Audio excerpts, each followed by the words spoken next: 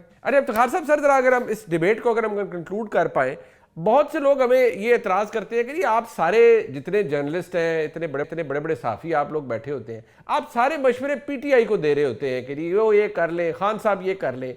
तो कभी आप पाकिस्तान में जो ताकतवर लोग हैं, पाकिस्तान की हुकूमत है, मुक़तदरा है, कभी उनको भी मशवरा दें कि जी ठीक है हालात नॉर्मल करें, थोड़ा सा आप भी गुंजाइश पैदा करें, माहौल बेहतर हो जाएगा, थोड़ा सा जैसे बैरिस्टर गौहर खान साहब कहते हैं ना, बस कर दें, हम इमरान खान को रिहा करो से शुरू हुए से और इमरान खान से मुलाकात कराओ पे आ गए हैं, तो बस छोड़ दें, बस करें। तो कहते हैं आप वहाँ पर भी मशवरे दिया करें, वहाँ पर भी कोई बात करें कि वहाँ से भी कोई लचक पैदा हो। तो क्या वाकई वहाँ पर भी लचक पैदा होनी चाहिए इफ्तिखार साहब? 100%। और मैं उन लोगों में से एक हूँ जो आज से 2 साल पहले बड़ी खौफनाक सूरत हाल थी शुरू में कि फांसी भी लगा दो, पार्टी बैन कर दो। तो मैंने कहा था फांसी और पार्टी बैन करने के करीब भी मत जाना, ये डिज़ास्टर होगी, ये फेडरेशन को खींच के रख देगी। हमने कहा और हम आज भी ये कहते हैं कि उनको पूरा हक है कि वो कॉन्स्टिट्यूशन फ्रेमवर्क के अंदर रह के अपनी सारी जिद्दोजहद को तैयार रखें। लेकिन माफ़ कीजिएगा, जिस दिन इमरान खान साहब को निकलना पड़ा अपनी वजारत को छोड़ के, उनकी तकारीर पढ़ लें।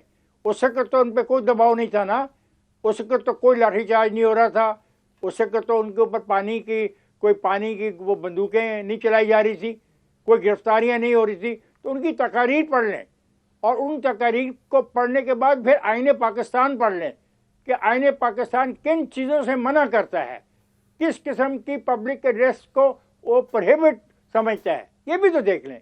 क्या तालीम हम दे रहे हैं पूरी की पूरी नौजवान नस्ल को। बिल्कुल मैं इस बात का हामी हूँ कि हुकूमत को अपने रवैये में लचक पैदा करनी चाहिए। ये जेल मैनुअल पड़ा हुआ है, जो जेल मैनुअल इमरान खान के लिए, वो जेल मैनुअल बाकियों के लिए होना चाहिए या नहीं होना चाहिए? हाँ, इमरान खान जो है वो एक क्लास का कैदी है, उसको तमाम सहूलतें मौजूद हैं। आप कहते हैं उसकी मुलाकातें नहीं हो रही, तो इतने 317-18 जो मुलाकातों का तस्करा हुकूमत करती है, फिर हुकूमत झूठ बोल रही है। देखिए बात ये, मामला तय होगा कॉन्स्टिट्यूशनली, पॉलिटिकली, और ये 2 आदमी जो शामिल किए गए हैं इन्होंने अपने साथ, वो अपने बताए तो सही वो चाहते क्या हैं। चले मुझे आप तीनों दोस्त बता दें कि कम अज़ कम 3 कौन सी शराइत हों जो हुकूमत के लिए काबिल कबूल हो सकती हैं और हुकूमत उनको नहीं मान रही। अब ये चले मैं पूछ लेता हूँ, मैं तो इसमें क्या हिस्सा डालूँ, मैं क्लास साहब से पूछती हूँ। क्लास साहब, अगर इफ्तिखार साहब ने अच्छा पॉइंट उठाया है, अगर कौन सी ऐसी बातें हो सकती है, क्योंकि उनका तो एंड पॉइंट और शायद स्टार्टिंग पॉइंट भी यही है कि खान साहब की रिहाई और नया इलेक्शन, ये कोई मान सकता है। और दूसरा ये कि जो गुंजाइश की बात थी, क्या वो आपको पाकिस्तान की हुकूमत मुक़तदरा निकालती भी नजर आ रही है या उन्हें भी निकालनी चाहिए?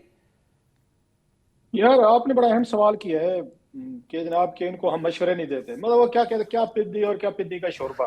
मतलब हम इस पोजीशन में हैं कि हमारी क्या औकात है, और हमारी ये जो लोग हैं जो पावर के लिए, ताकत के लिए दीवाने हैं, इक्तदार के लिए भूखे हैं, एक दूसरे के सर काटते हैं, दूसरे को जेलों में आप और मैं डालते हैं। कोई मंसूर या इफ्तिखार साहब ने ये फैसले सुना है या हमने केसेस बनाए, हमने इनको जेलों में भेजा है, या इन्होंने जितनी पॉलिटिक्स की कोई आप और मुझसे पूछ के की है, कोई हमारे मशवरे शामिल थे।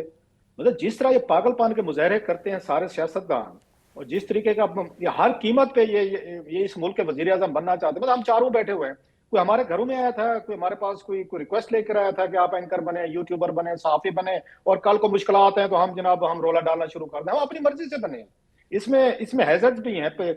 अगेन इस प्रोफेशन में भी प्रॉब्लम है। हम चारों ने किसी ना किसी शक्ल में प्रॉब्लम फेस की होंगे।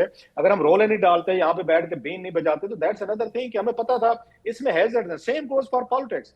खान साहब को नहीं पता था लियाकत अली खान साहब कत्ल हुए, जुल्फकार अली भुट्टो साहब ये फांसी लगे, बेनजीर भुट्टो कत्ल हुई, नवाज शरीफ 14 साल जेल में रहे, शहबाज शरीफ रहे, गिलानी साहब रहे, उसके बाद जरदारी साहब रहे, आपके शायद खकान अब्बासी साहब को तो खान साहब ने जेल में डाला था। उसमें उन्होंने कहा था अमेरिका में कि वो शायद खकान अब्बासी बड़ी बातें करता था, मुझे जेल में डालो, मैंने डाल दिया।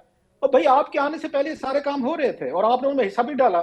ये पैकेज आपके पास मौजूद था, ये कंट्रैक्ट था जिसपे हम चारों साइन करते हैं। जब हम अपने अपने चैनल पे जाते हैं, हम चारों बैठे हुए जॉब करते हैं, तो हमारे सामने कंट्रैक्ट रखा जाता है, हम पूरी शरायत पढ़ के साइन करते हैं सर।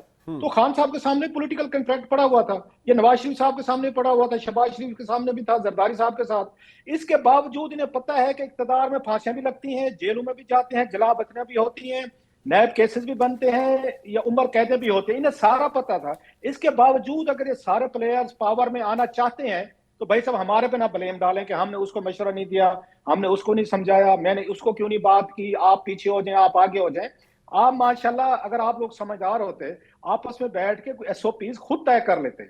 आप तीनों चारों जब स्टेक होल्डर्स हैं खुद तय नहीं कर सकते, हम चारों से चाहते हैं, हम चारों जो बैठे हुए हैं हम इनको तय करके दें और ये हमारी बात मान लेंगे, फौज भी मान लेगी, ये इमरान खान साहब भी मान लेंगे, जरदारी साहब भी मानेंगे, शहबाज शरीफ भी मानेंगे। यार कितनी इनको हमसे ये उम्मीदें हैं कि हमारी बातें सुनी जाती है, हमारे मशवरे माने जाते हो। भाई साहब आप यही काम करें, ये इक्तदार का खेल है, पावर का खेल है, इसमें तो भाई भाई को कत्ल कर देते हैं, बाप को जेल में कर देते हैं, इसमें तो सर देना भी पड़ता है, लेना भी पड़ता है। आप तो उस खेल में, डेडली खेल में शामिल है। हम क्या और हमारी औकात क्या कि हम फौज को मशवरा दें, खान को दें, फलाने को दें।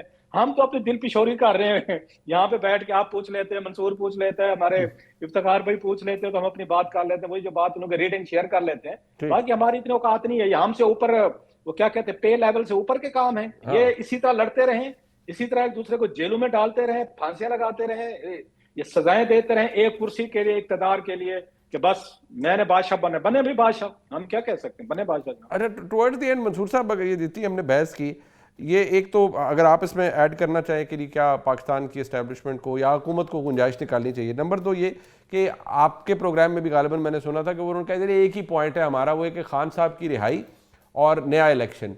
तो क्या ये आपको कोई नज़र आ रहा है, कंसिडरिंग के वज़ीर आज़म ने जो 2 दिन पहले कहा कि भाई हम ब्लैकमेल भी नहीं होंगे, गैर कानूनी मुतालबा भी नहीं मानेंगे? देखिए, ये गैर कानूनी है मुतालबा या नहीं है, ये तो एक सेपरेट डिबेट है। लेकिन हकीकत ये है कि दोनों की पोजीशंस इसमें बहुत दूर हैं आपस में, और वो उनमें मुझे फिलहाल कोई कॉमन ग्राउंड जो है वो नजर नहीं आता। और फ्रैंकली स्पीकिंग हो सकता है आप हमारे 2 सीनियर्स मौजूद हैं, मतलब क्लासरा साहब और इफ्तिखार साहब, वो ज्यादा बेहतर मेरे ख्याल में मुझसे असेसमेंट कर सकते हैं। लेकिन मुझे कोई ज्यादा उम्मीदें नहीं है इन टॉक्स से, क्योंकि इमरान खान साहब इस वक्त जो चीजें डिमांड कर रहे हैं, या उनकी जमात कम से कम जो डिमांड कर रही है, मुझे नहीं लगता कि हुकूमत उनको कोई प्रोवाइड करना चाहेगी। मतलब एक जगह पे एस्टैब्लिशमेंट जो है वो इस किस्म की गुफ्तगू कर रही है, या सिग्नल्स इस किस्म के आ रहे हैं कि जनाब कोई भी सेटअप होगा, कोई भी बात होगी, वो माइनस इमरान खान के जरिए होगी। इसके अलावा हम किसी चीज पे एक्सेप्टेबल नहीं होंगे। इमरान खान साहब को माइनस करने के हवाले से इमरान खान साहब को आप मना लेंगे, हाँ जी ठीक है भाईजान आप मुझे माइनस कर दें, मेरी जमात जिंदा रहे। I don't think so Imran Khan साहब जो है कभी यहाँ तक जाना चाहेंगे। और फ्रैंकली स्पीकिंग सिर्फ वो नहीं, उनका कारकुन भी इस चीज को एक्सेप्ट नहीं करेगा, चाहे वो अलीमा खान हो, चाहे वो फवाद चौधरी हो, शाह महमूद कुरैशी हो, यू नेम इट। मेरे ख्याल में किसी का कद काट जो है वो इतना है ही नहीं कि वो इमरान खान साहब के अलावा किसी और को जो है एक्सेप्ट कर ले। इवन अगर इमरान खान साहब खुद भी शायद कहें, वो तब भी एक्सेप्ट नहीं करेंगे। यही एक फर्क है शरीफ खानदान, भुट्टो खानदान और इमरान खान साहब के दरमियान।